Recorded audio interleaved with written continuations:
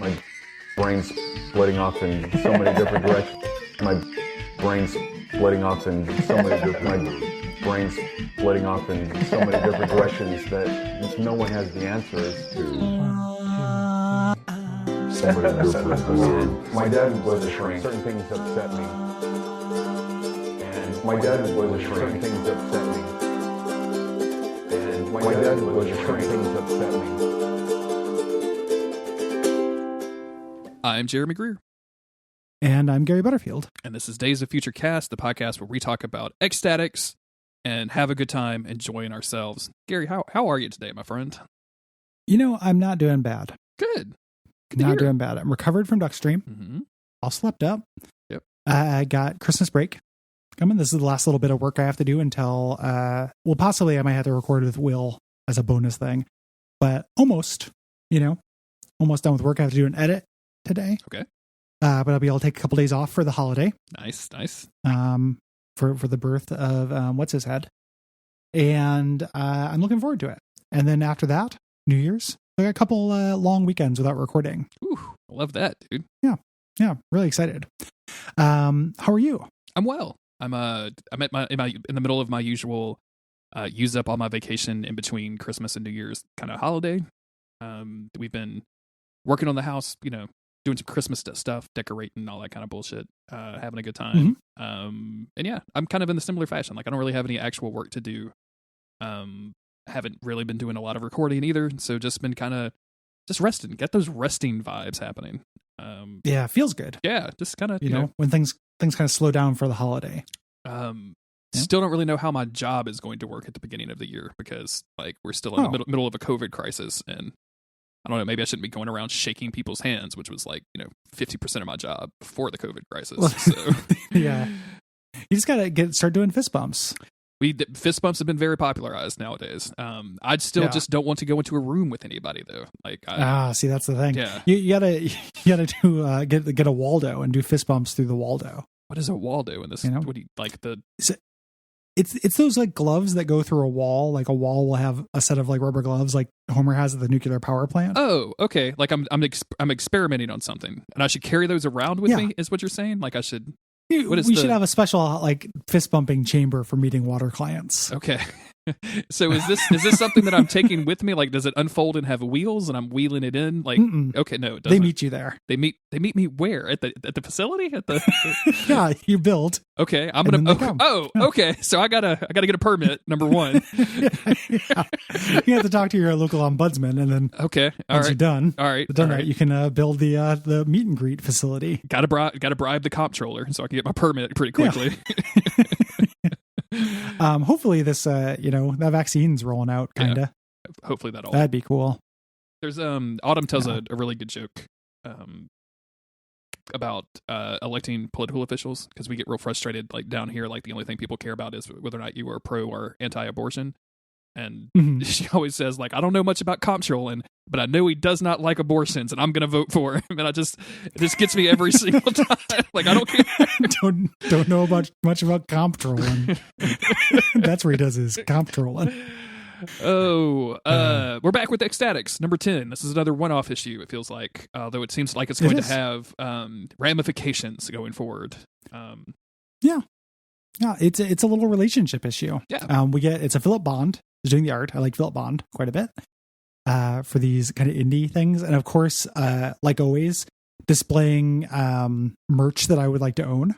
Okay. Like this little dupe. A little dupe, fluffy, plushie kind of thing. Yeah. Mm-hmm. A little X-Statix credit trading card. And I want this Stalin brand vodka. Stalin brand vodka is very good. I also want to try those jelly dupes that she's got on the bed.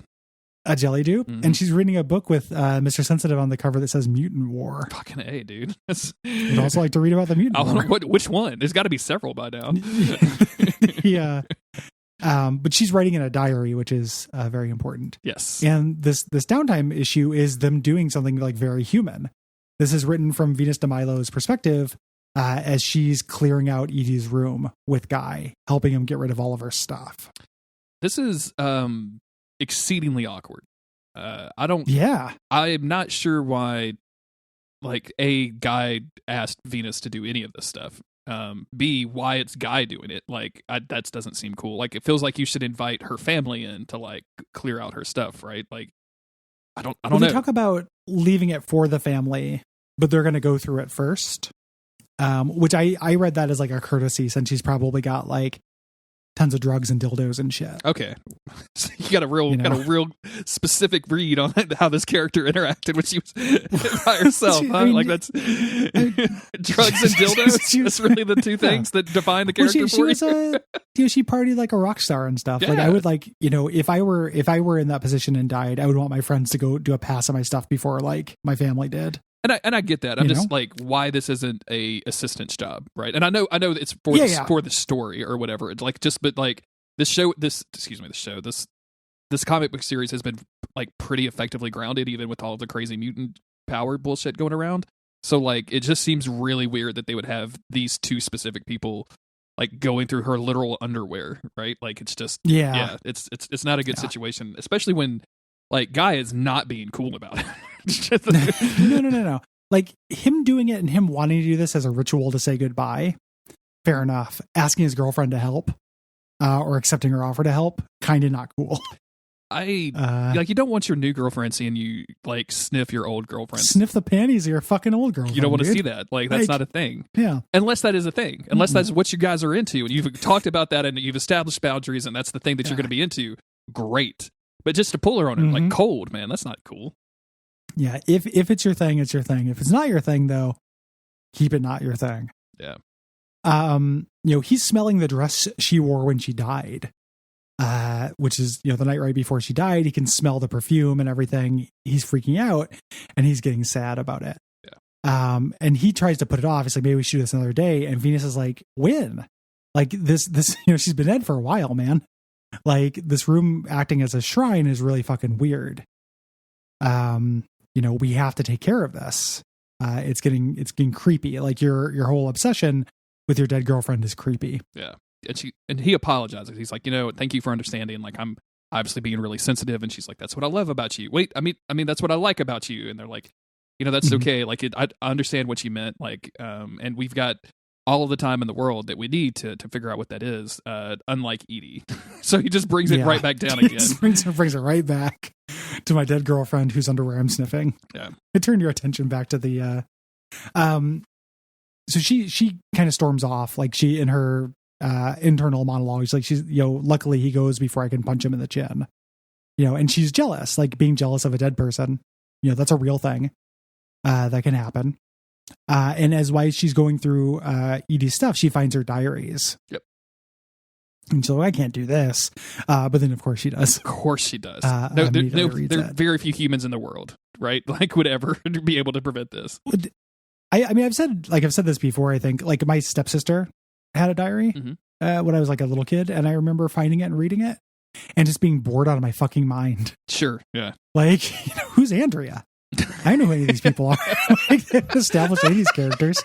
Like, there's no establishing here. What are you doing?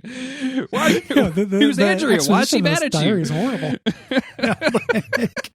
And it kind of taught me a thing that I feel to be relatively true, is that the real punishment for doing anything like that is almost always boredom. Yeah.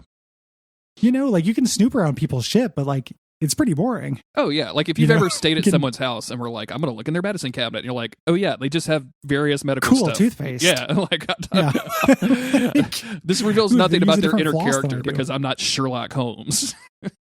Exactly. Like, it's just, it's bland. Like, a lot of times the internal lives of people are bland. In this, it's not. It's this cool story because, it's a comic book.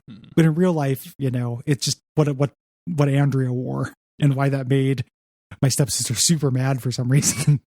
Can't believe she had the audacity. Yeah.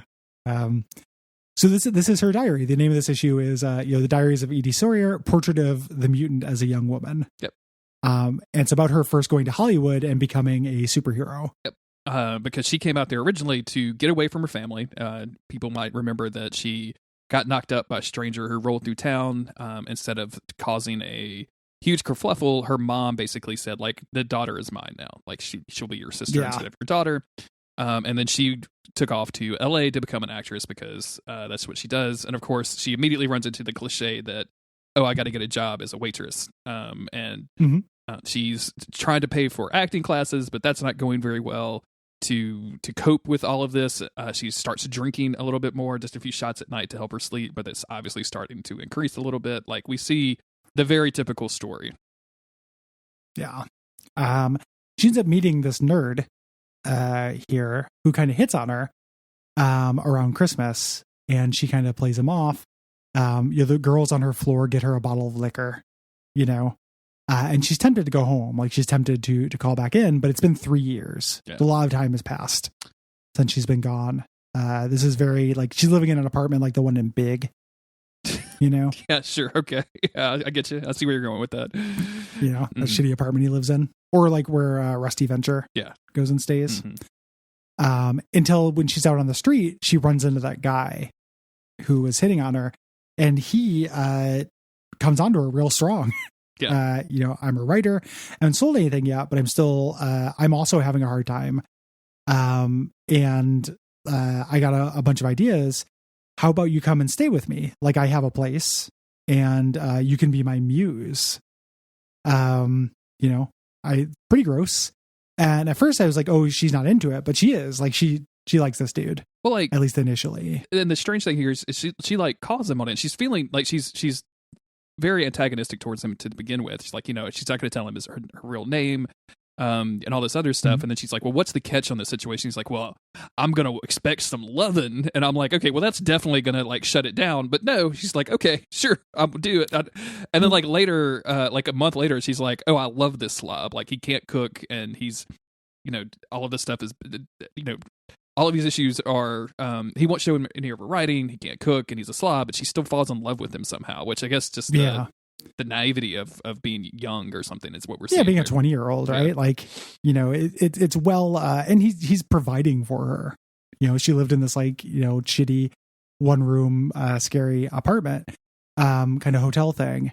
And you can kind of see it. But this is false. This is shallow, shitty love, because they eventually, they go out to dinner with this big shot TV executive who basically says like, hey, we're going to cast you in this movie, but you have to fuck me. Yeah.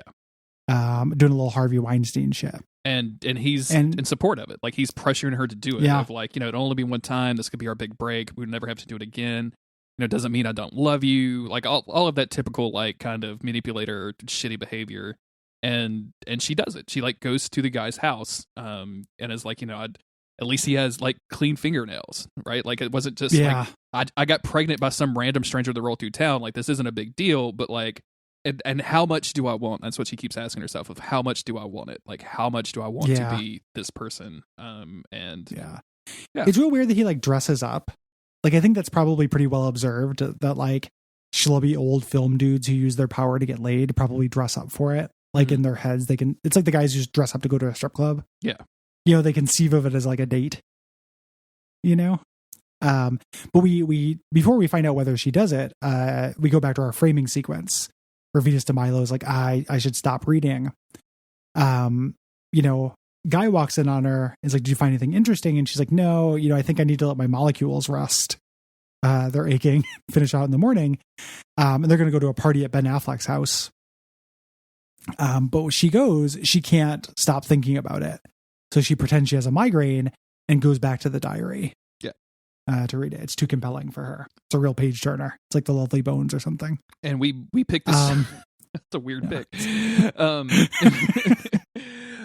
We pick up with Edie, where her subconscious, instead of allowing her to sleep with the creepy movie executive, teleports them both into the sky.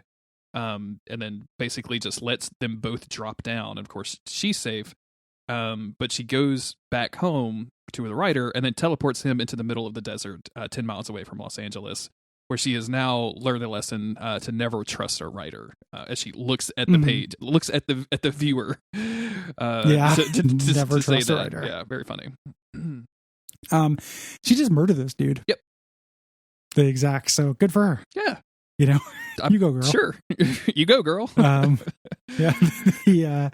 And now that she's controlling her powers, it's reawakened in her. Like, she's like, man, I don't have to do any of this shit. And it shows her drinking in the White House, which is great. She's just teleporting around. She's like, what should I do with it? Maybe I'll become a supervillain.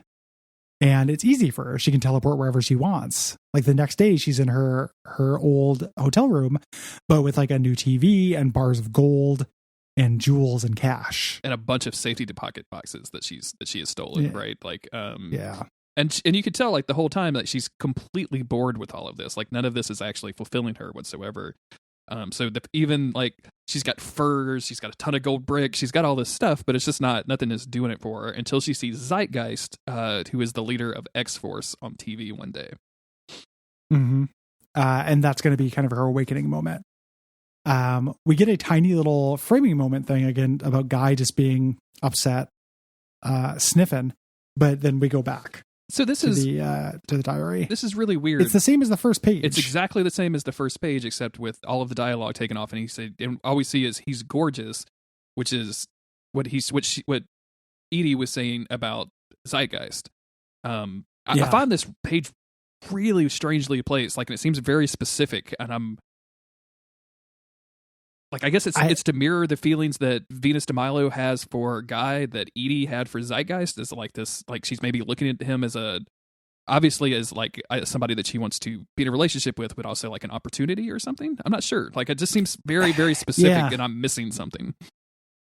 Yeah, it is very strange to do that. But the way that I always read this was it's just showing that the work continues, in kind of a lazy way.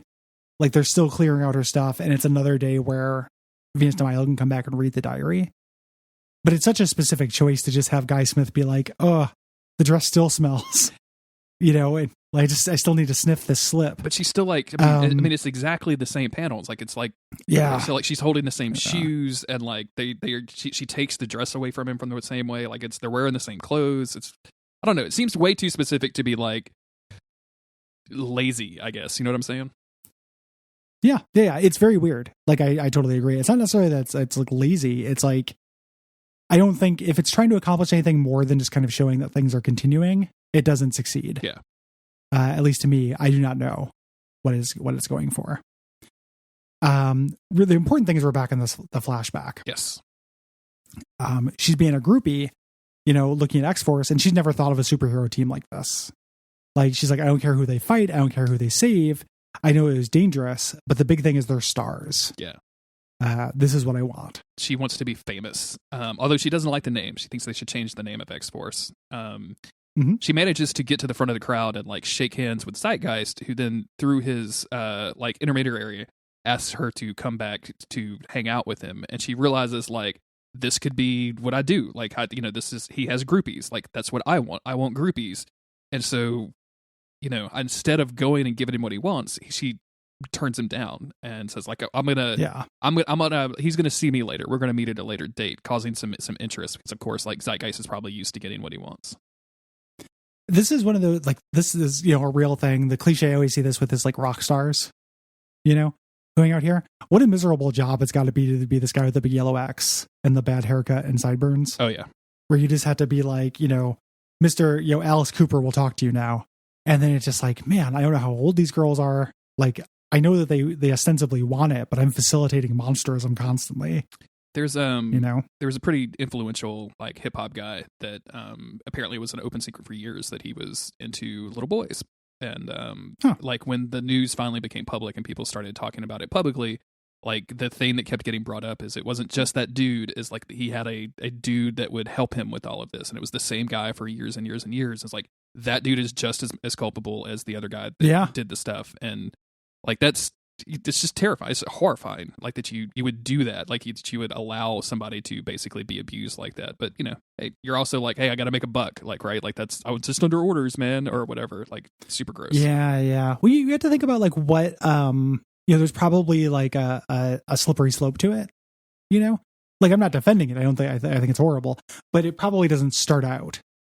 You're probably just doing normal security and stuff like that. And then people get more famous and everyone around you is doing it. Like I can kind of understand how someone could justify it to themselves, even if I couldn't. Yeah. It just sucks though that it happens. Like by the point where sucks if you're going to be shitty, it sucks to make other people complicit in it. Yeah. And by the point where you're probably like getting the rock star's drugs or alcohol or whatever. Mhm. Like if your role is to be the guy, right? And then like when they ask you like go get that hot chick to come in, like it's got to be super easy and maybe even gives you like a thrill, because like a vicarious thrill, right? Like where you get a glimpse of what that power could be and like you're kind of feeding off that a little bit. But yeah, super gross. Absolutely. Yeah. Like this guy is probably also an aspiring actor. Yes, obviously. Or aspiring X-Force absolutely. member or something like that. Yeah. It's just a really like well-observed little archetype thing that is, I don't see it all that often, but it does pop up from time to time. So basically, she starts practicing. Again, she doesn't want to be a side piece for Zeitgeist. She wants to be on the team. Yeah.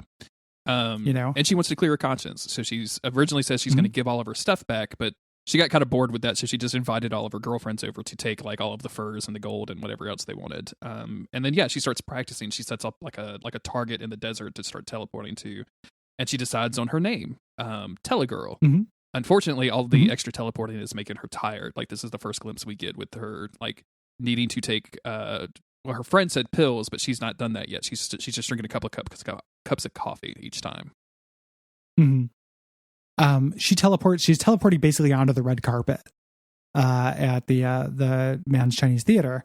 And she's had a couple of drinks though, so she kind of messes it up. And she teleports right on the red carpet, falls down and flashes a paparazzi camera guy who says, "You go, girl," to her. And she takes it. This is where she adopts the name. She's like, "I'm you go girl with a U. I'm the biggest star that X-Force has ever seen." And basically just like bullies her way onto the team. Yep. And at this point, and it works.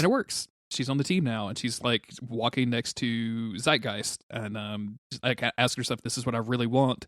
Is this the life I really want to be leading?" And Cal is in the background, being held back by security guards, saying like, "No, I wrote a script specifically for you. Like, come back." And she looks back as she thinks like, "This is definitely the life. You bet it is. Like, this is the life that I want to lead."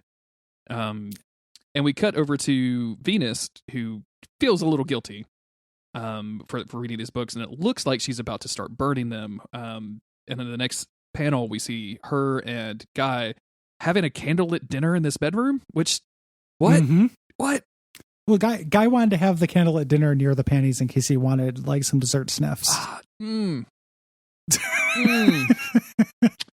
Guy, my friend, you're not comporting yourself well in this at all, my friend. Like this is there's a way that you could mourn like your ex alongside your current girlfriend. Like I have to believe that is the case. I've never gone through it. I've never had an ex that died. I mean, I have now, but like that would be super weird. Like I haven't dated them in forever, but I've never gone through this situation. But I would imagine that like if I had a conversation with Autumn and I'm like, I'm still fucked up about this, she would be like, I know. Absolutely, you have every right to be like, what do you need? Let's talk about it. And I would say, let's go have a candlelit dinner in my ex's bedroom. And she'd be like, absolutely not. Like, let's go to a therapist and like let's go to Xavier and have a conversation. He has a suit for this. I'm sure he's got a suit for this.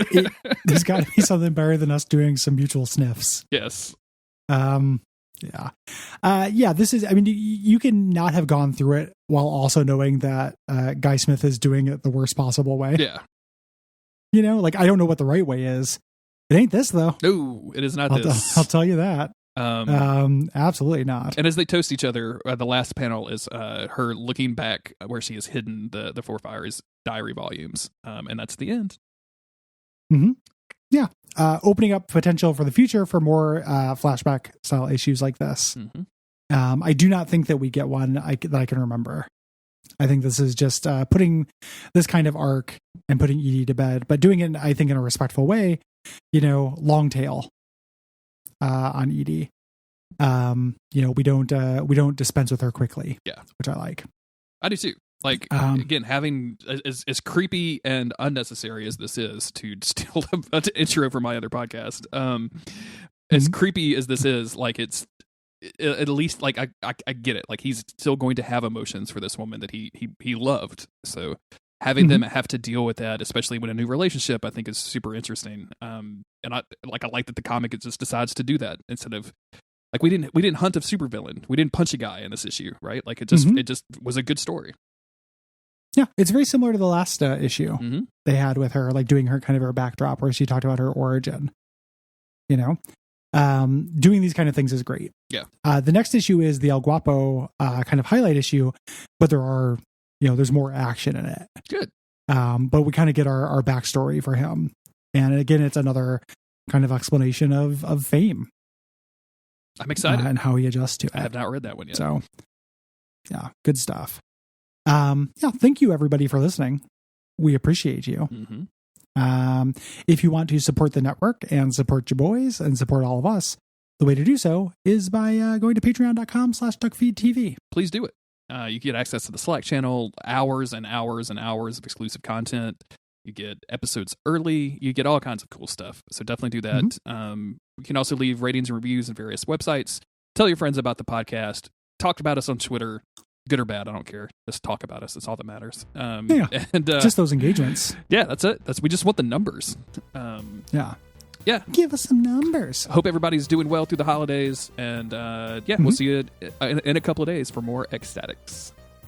Take care.